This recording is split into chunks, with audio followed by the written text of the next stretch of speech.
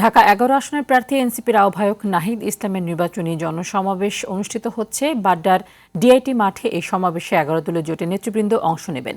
প্রধান অতিথি হিসেবে বক্তব্য রাখবেন জামায়াতের আমির ডাক্তার শফিকুর রহমান। সকাল থেকে খণ্ড খণ্ড মিছিল নিয়ে সমাবেশে যোগ দেন জামায়াত ও এনসিপির নেতাকর্মীরা। নেতারা বলছেন, ঢাকা সহ সারা দেশে দাঁড়িপাল্লা ও শাপলাকলির গণজোয়ার সৃষ্টি হয়েছে। ১২ ফেব্রুয়ারি নির্বাচনে জনগণ ন্যায় ও ইনসাফের পক্ষে ভোট দেবে।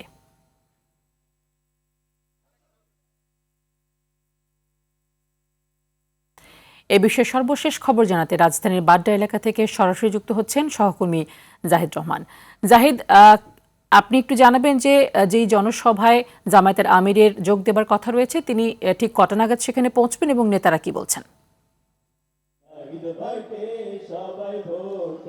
ইতিমধ্যে এই সমাবেশকে কেন্দ্র করে আমি সমাবেশ স্থলে যেখানটা এসে উপস্থিত হয়েছি, আমি দেখতে পেয়েছি যে এখানে যারা এনসিপি এবং জামায়াতে ইসলামের সমর্থক রয়েছেন, ১১ দলীয় জোটে যারা সমর্থক রয়েছেন, তারা ইতিমধ্যে এখানে এসে উপস্থিত হয়েছেন। আপনি দেখতে পাচ্ছেন যে আমার ঠিক পেছনেই যে সমাবেশের স্থল, সেখানে ইতিমধ্যেই তারা অবস্থান নিয়েছেন এবং ইতিমধ্যেই যে কেন্দ্রীয় নেতারা রয়েছেন তাদের অনেকে উপস্থিত হয়েছেন এবং জামায়াতের আমির হয়তো কিছুক্ষণের মধ্যে এসে এখানে উপস্থিত হবেন। এছাড়া এখানে যে ১১ দলীয় আসনে যে সমর্থনের যে প্রার্থী জাতীয় নাগরিক পার্টির যে আহ্বায়ক নাহিদ ইসলাম, তিনি ইতিমধ্যে এসে এখানে উপস্থিত হয়েছেন এবং ইতিমধ্যে আপনি দেখতে পাচ্ছেন যে এখানে যে জনসমাবেশটি হবে তা কেন্দ্র করে ডিআইটি মাঠে ইতিমধ্যে তাদের সমর্থকরা উপস্থিত হয়েছেন এবং আমি যদি দেখাতে চাই, আপনি মঞ্চেও দেখতে পাবেন যে মঞ্চেও অনেকে ইতিমধ্যে এসে এখানে উপস্থিত হয়েছেন এবং তারা অপেক্ষা করছেন এবং ইতিমধ্যেই যে সবার যে আনুষ্ঠানিক কার্যক্রম সেটি ইতিমধ্যে শুরু হয়ে গেছে।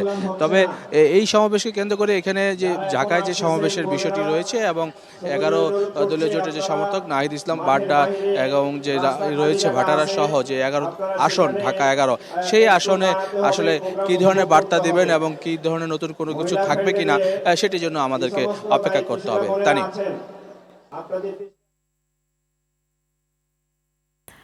জাহিদ, ধন্যবাদ আপনাকে।